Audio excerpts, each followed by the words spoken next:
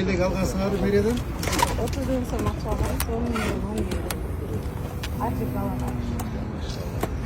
Tak. Uy var mı? Hozir qaynoqamdir menimda turgan. Üç kola daha işemden başka da kaç var?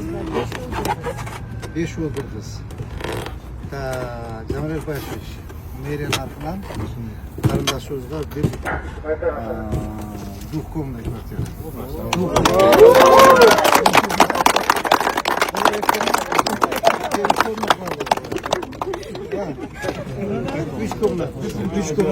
Üç komuna kvartira.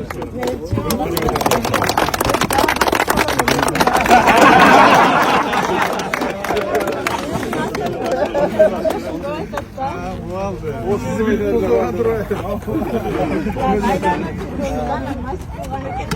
Çeyenlerime geldim.